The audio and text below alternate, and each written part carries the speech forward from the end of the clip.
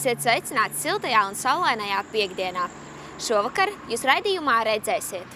Konkurss Talsu novada sakoptākā pilsēta un pagasts 2015 viesojās Talsos. Talsu pilsētā sakārto virsūdens novadīšanas sistēmas.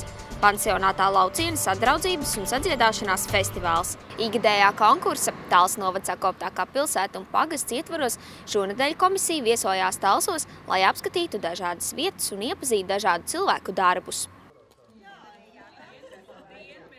Uz titulu radošākais novadnieks pretendē pirmskolas mūzikas skolotāja, orfpedagoģa Baiba Price. Darba gaitā viņa radījusi daudz jaunu rotaļu, pasaku un dziesmu, kas tiek izmantotas strādājot ar maziem audzēkņiem. Strādājot bērnu dārzā Pīlādzītes paralēli klasiskajai pirmskolas muzikālās audzināšanas metodēm, viņa daudzveidīgi izmanto vācu komponista Kārla Orfa metodikas elementus. Viņas izveidotajā Orfa studijā ik viens bērns tiek iesaistīts mūzikas, skaņu radīšanas procesā ar gataviem un Baibas pašgatavotiem mūzikas instrumentiem. Baiba izdevusi jau 10 dažādus metodiskos krājumus, kas noder ikvienam Latvijas iedzīvotājam darbojoties ar bērniem. Uz nomināciju vieta, kura jāredz, pretendē Talsu 2. vidusskolas datorklase, kuras galveno sienu skolēnu pašpārvalde izveidojusi krāsainu, košu un Talsu pilsētas krāsās. Protams, ir daudz un dažādas idejas, kā mēs varētu šos remontdarbus veikt. Un tad kādā netiešā sarunā skolotāja Liena Katlapa piedāvāja, ka varētu pārveidot viņas sienu, jo tā jau bija laika nolietojusies. Un, skolotāji ļauj pilnīgi brīvu radošo garu, lai mēs varētu šeit ieviest. Un tad tapa kaut kas šāds. Un man šis rezultāts ļoti patīk, un arī bērniem, jauniešiem, kas te nāk, ļoti arī patīk. Telpa ir kļuvusi plašāka, krāsaināka, dzīvāka. Pēc pārvērtībām datorklasē uz sienas ir baltais ekrāns un ar sienu krāsu krāsota tāfeli, kuru mazāko klašu skolēni var radoši izpausties. Siena ir veidota arī kā veltījums Talsu pilsētai vārda dienā 2015. gadā. Konkursa sakoptākā Talsu novada pilsētu nominācijai pilsētas labvēles izvirzīts Visvaldis Vismanis. Talsu 2. vidusskolas mājturības un tehnoloģiju skolotājs pilsētai un tās iestādēm dāvināja savu ideju realizētos produktus, kurus izgatavojas kopā ar skolēniem.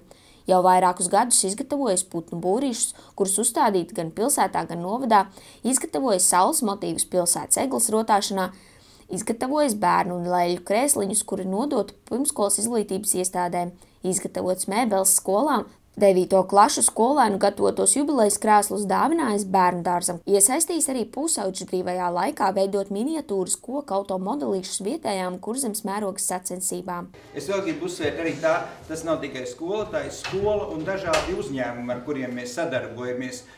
Un tā ir Ingrīda D, tas ir viens no uzņēmumiem, un arī Vika Vud, kas ir atbalstījusi mūs un nekad nav atteikusi. Mēs saņemam īstenībā brāķētas detaļas, kuras vairāk ražošanā nav. Mēs saņemam šādas te, un tad mēs viņus izzāģējam, ja viņiem tur uzkrājums ir, un mēs dodam tam kokam vēlreiz sev pierādīt lietā. Neiet viegli īstenībā, kaut kur tās mūsdienīgās tehnoloģijas tos bērnus nedaudz, bet, radošumu var attīstīt, un te viņš ir, jā. Viņam arī prieks, viņi saka, man varbūt, ka netic tām savām idejām, bet realizējās. Stāvajā Talsu baznīckalnā atrodas baltiem mūriem 1567. gadā celtā vairāk kārt pārbūvētā Talsu baznīca. Gadsimtu gaitā tās arhitektūra veidojusies un papildinājusies ar romāņu un gotiskā stila iezīmēm. Šogad Talsu luterāņu baznīca izvirzīta nominācijai veiksmīgākais turisma piedāvājums. Mēs esam mērķiecīgi gājuši uz to, ka visu, ko mēs renovējam vai atjaunojam, mēs arī pielāgojam cilvēkiem ar īpašām vajadzībām, tātad arī invalīdiem ratiņkrēslos, gan šeit baznīcā, tātad pie altāra ir iespēja nokļūt ratiņkrēslā, gan arī iekļūt draudzes namā, tāpat arī Kristīgā ģimenes centrā. Šo vairāku gadu laikā mēs esam mētiecīgi kopā ar pašvaldību un novadu uzņēmējiem gājuši uz to, lai šī ēka būtu pieejama un pievilcīga turistiem. Mums novadā ir ļoti daudz dažādu cilvēku, kuri labi darījuši vietējiem iedzīvotājiem, sabiedrībai un līdzcilvēkiem.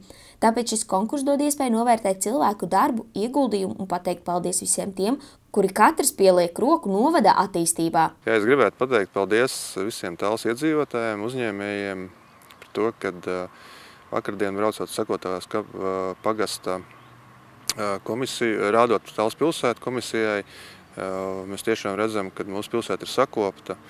Paldies kapitāla sabiedrībām, kas ir veikuši ļoti labu darbu un ikdienā to dara. Un paldies cilvēkiem, kas piekrita pastāstīt par savu nesautīgo darbu.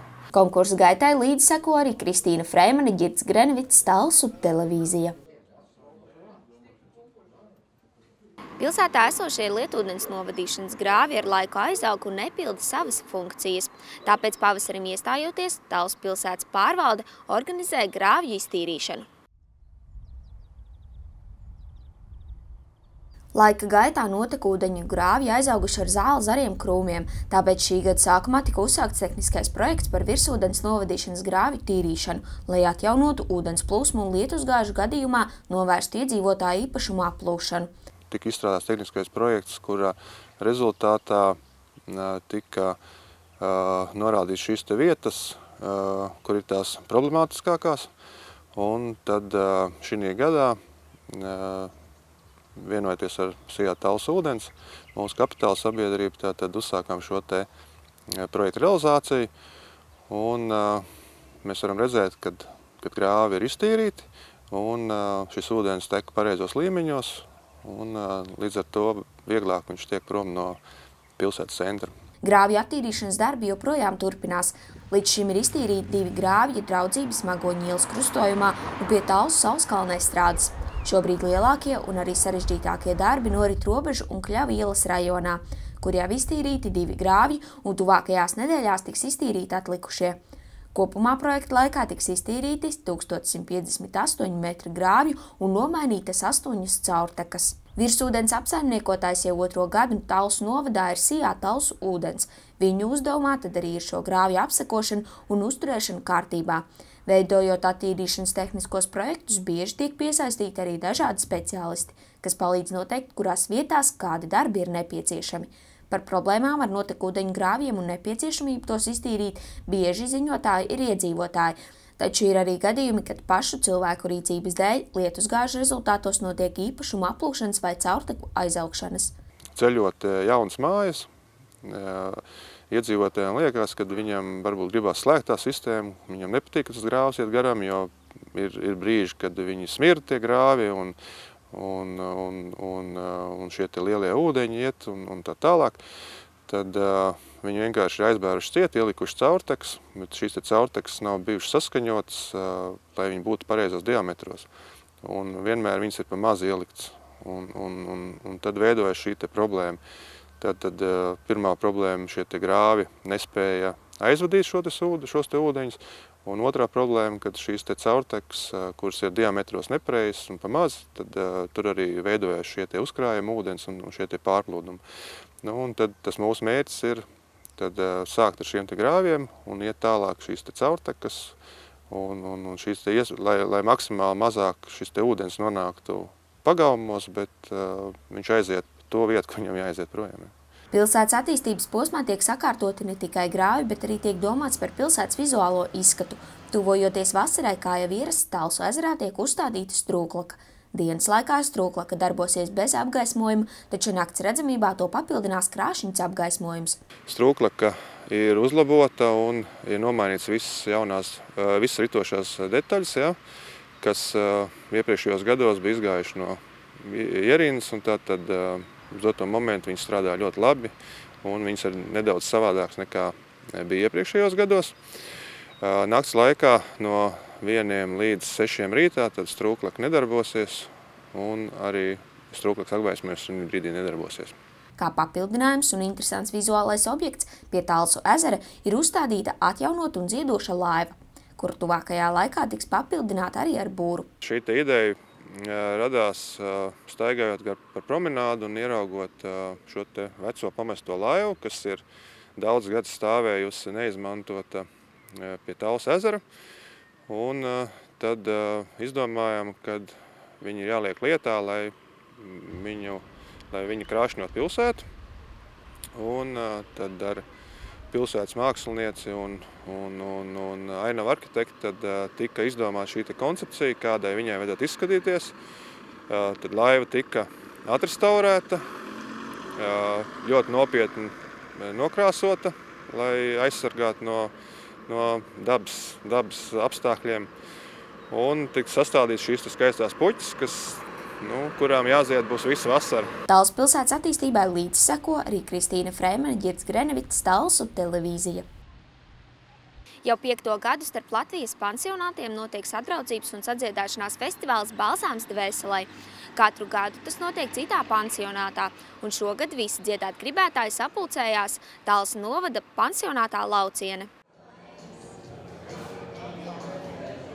Sadraudzēties, veidot draudzīgas kontaktus un kārtīgi izdziedāties. Ar tādu mērķi pansionātā Lauciene šogad sabrauc pansionātu klienti no Tērvetes, Saldus, Engures novada un Talsiem. Dienas laikā 5 pansionātu komandām tika uzdoti dažādi uzdevumi, kurus vērtēja arī vairāk žūrijas locekļi. Tad diena risinājās pildot tāds dziesmu uzdevums. Bija jāatmin melodijas, bija jāatmin tautas dziesmas, tad bija mājasdarbs, kur bija jāatrāda tikai sevi. Un tagad mēs gaidām koncertiņš, kad mums sāksies, un tad arī apbalvošana. Kā veicās Laucienes pansionāta klientiem? Laucienes pansionāta klientiem, manuprāt, veicās ļoti labi. Es pat nebija komandā, es biju kā vadītājs, bet tur bija darbinieki, kas palīdzēja viņiem. Es domāju, ka diezgan labi. Citi gatavojās pirms šīs te pasākuma. Lai gan katru uzdevumu vērtē žūrija, pansionāta vadītājs atzina, ka viņiem nav mērķis gūt uzvaru vai iegūt maksimālo punktu skaitu. Galvenais esot labi pavadītais laiks un gūtās pozitīvās emocijas. Atsaucība no pansionātiem un to klientiem uz šo pasākumu esot liela. Tikai iespēja nokļūt katru gadu uz festivālu pansionāta klientiem ir ierobežota. 5. gadu, lai klientiem būtu interesantāk brīvā laika pavadīšana, mēs nodarbojamies brīvajā laikā dziedāšanu, bet lai būtu vēl interesantāk, viesojamies viens pie otra. Tātad, kurš uzvar, kas iegūst gan prībalvu šī kādā no gadiem dziesmu karos, saucām šo dziesmu karu Balzāms dvēselei, kas arī ir liela daļa. Dvēseles balzāms, jo dziesma pārvar gan priekus, gan pavada priekus, gan pārvar bēdas palīdz, un tāpēc arī mēs kopā ar saviem klientiem cenšamies dziedāt. Kopā tas arī mūs vieno, jo dod arī tādu stimulu ikdienai, ne tikai ikdienai, bet atkal jaunām cerībām, ka satiks jaunus draugus, līdzvērtīgus cilvēkus. Un tāpēc mēs gadu no gada tā cenšamies turpināt un aizvien interesantāk kaut ko radīt, lai arī nebūtu tik vienmuļi varbūt, un lai mēs zinātu, ka šādi cilvēki kā mēs līdzīgi dzīvo visos novados. Pēdējos gadus sakarā ar to, ka pansionātos, manuprāt, visos ienāk aizvien smagāk, aizvien grūtāk kopjam pamatā gan arī tikai guļoši klienti vai ratiņkrēslos, un tā kā šo transportu nav, tad arī ar to muzikālo pavadījumu bieži vien ir grūti, jo pansionātiem tieši nav paredzēti pulciņu vadītāji. Tam ir jābūt kādam darbiniekam, kam tā ir sirdslieta, kas to mīl, kas spēj to iedvesmot citos. Ir tā, ka mums pašiem Tērvetē arī ir savs ansamblīts, kur vecie ļaudis katru nedēļu dzied, ir muzikālā skolotāja, kas ar viņiem darbojās. Protams, ņemot vērā dažādas, teiksim, saslimšanas un arī funkcionalitāti cilvēku, ir tā, ka ne visi var atbraukt. Bet uz vietas mums katru nedēļu dzied apmēram 15 cilvēki, un ja, teiksim, nebūtu šīs, teiksim, problēmas ar transportiem, ar teiksim, palīglīdzekļiem, tad noteikti mēs arī visi 15 būtu šeit braukuši. Jo galvenais jau ir kopā būšana, sajust šo deksmu, kas virmo šajos cilvēkos, kas parāda, kad arī vecumā var atraktīvi dzīvot un ar prieku dzīvot, kad liekas, viss ir vienlīdzīgi, ja? Un tā ir tā kopības sajūta. Tas rada tad iedvesmu pašiem sev, un arī tad, kad klienti aizbrauc mājā, viņiem ir ko stāstīt pārējiem saviem kolēģiem. Un tas rada, ja vēl kādu balvu tu pārved, vai ko, tas jau prieku rada ne tikai tiem, kas ir piedalījušies, bet visam pansionātam. Par sadziedāšanās festivālu Balzāms dvēselē interesējās Kristīna Freimane, Ģirds Grenevits, Talsu televīzija. Šovakar tas arī viss. Lai jums saulains brīvdienas un uz tikšanos jau pirmdien!